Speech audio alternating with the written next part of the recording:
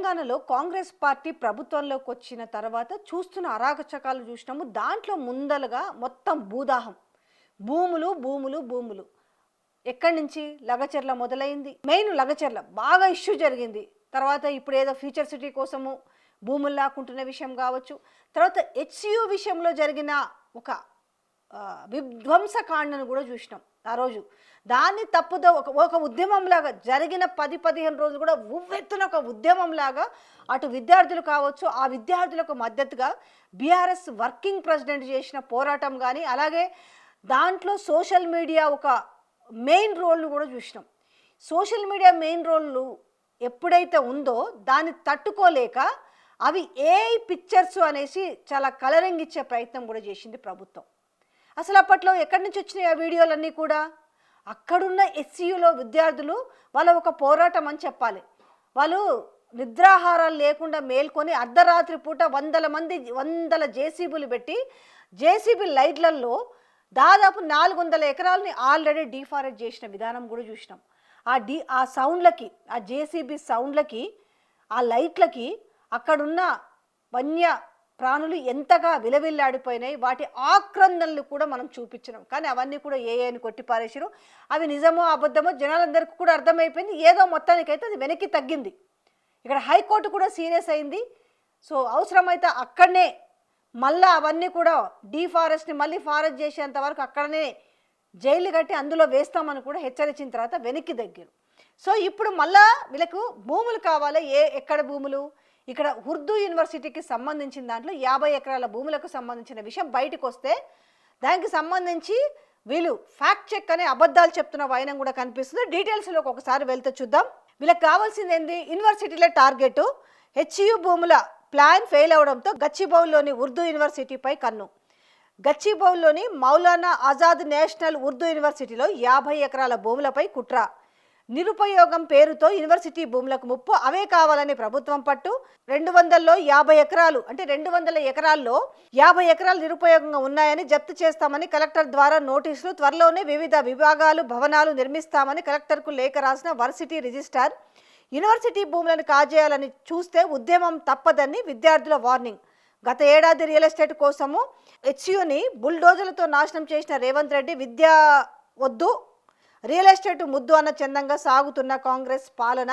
So ఇవన్నీ కూడా చూసినాం అన్నట్టు. అయితే ఇక్కడ డీటెయిల్స్ మనం పూర్తి డీటెయిల్స్ చూస్తే కనుక సో మొత్తానికి ఈయనకు యూనివర్సిటీ భూములు కావాలన్న విషయము మనకు అర్థమవుతుంది. అయితే ఇందులో ఎక్కడెక్కడ ఖాళీ జాగాలు ఉన్నాయో వాటన్నిటి కూడా టార్గెట్ చేస్తూ ఆ హెచ్యు భూముల విషయం చల్లారక ముందుకే తాజాగా మౌలానా ఆజాద్ నేషనల్ ఉర్దూ యూనివర్సిటీ భూములను లాక్కునే ప్రయత్నాలు చేస్తున్న విమర్శలు వెల్లువెత్తుతున్నాయి. గండిపేట మండలం మణికొండ పరిధిలోని మను యూనివర్సిటీకి చెందిన 50 ఎకరాల భూములు నిరుపయోగంగా పేర్కొంటూ జప్తు చేసేందుకు ప్రభుత్వం కుట్ర పన్నుతుంది.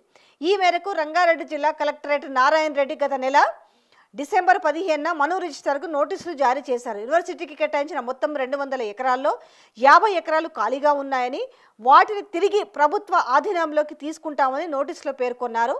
అయితే 2004 ఆగస్టు 27న రంగారెడ్డి జిల్లా కలెక్టరేట్ ఆధ్వర్యంలో నిర్వహించిన మైనారిటీ తర్వాత ఆడిట్ కమిటీ సమావేశంలో మను క్యాంపస్లో నిరుపయోగంగా ఉన్న ఖాళీ స్థలాలను జప్తు చేయాలని నిర్ణయం తీసుకున్నట్టు తెలుస్తుంది.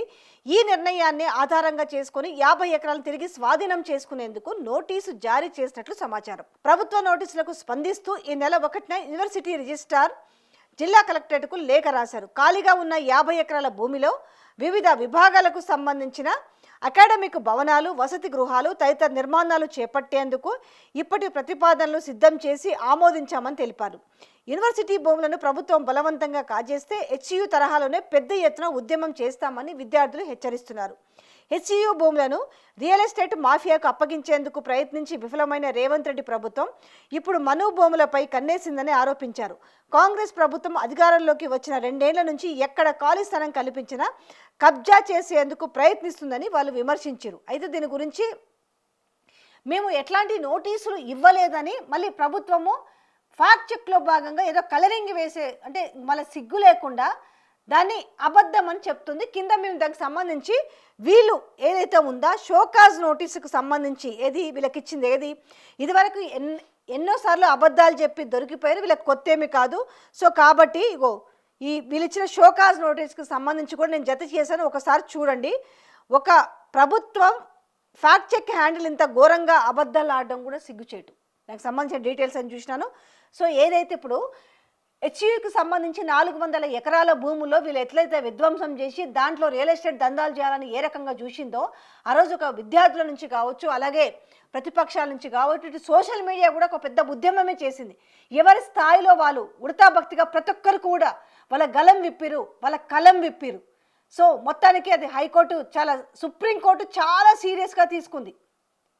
అప్పుడున్న ప్రిన్సిపల్ సెక్రటరీ కానీ ఇప్పుడున్న ప్రిన్సిపల్ సెక్రటరీకి లాచి చెంపకాయలు కొట్టిందనే చెప్పాలి. మీరు కనుక ఇది ఆపకపోతే, ఈ డీఫారెస్ట్ కనుక ఫారెస్ట్ చేయకపోతే మీకు అక్కడే శాశ్వతంగా జైలు నిర్మించి అందులో వేస్తామని చెప్పింది. అంటే బొక్కలో దోస్తాం మిమ్మల్ని అని చెప్పింది. ఇక తప్పని పరిస్థితుల్లో ఏం చేయాలి, కోర్టు ఇచ్చిన తీర్పులు ఏ విధంగా డీవియేట్ చేయాలని ఇప్పటికీ కూడా కొత్త కొత్త పన్నాగాలు వేస్తారు, కానీ అది వర్కౌట్ ఇప్పటికైతే కాలేదు. ఇప్పటికీ ఒక అడుగు అయితే వెనక్కి వేసారు హెచ్యు భూముల విషయంలో. అయితే ఇప్పుడు ఏం చేస్తారు, ఈ ఉర్దూ యూనివర్సిటీకి సంబంధించిన దాంట్లో ఒక 50 ఎకరాలు నిరుపయోగంగా ఉన్నాయని చెప్పేసి ఇప్పుడు దాని మీద కన్నేసారు. వీళ్ళని చెప్తారు కదా, మీరు యూనివర్సిటీ భూముల మీద కన్నేసారు కదా, అది ఆ 50 ఎకరాలకు సంబంధించి కూడా వివిధ అకాడమిక్లకు సంబంధించినవి కాబట్టి మీరు కనుక దానిపైన కన్నేసి దాన్ని లాక్కునే ప్రయత్నం చేస్తే, ఎట్లయితే హెచ్యు కనుక ఉద్యమం జరిగిందో మేము కూడా అట్లనే చేస్తామని విద్యార్థులు వాళ్ళు ఆల్రెడీ కదం తొక్కి ఉన్నారు. చూడాలి మరి వెనక్కి తగ్గుద్దా లేకపోతే బలవంతంగా లాక్కుంటుందా అనేది ఇప్పుడు చూడాల్సిన పరిస్థితి.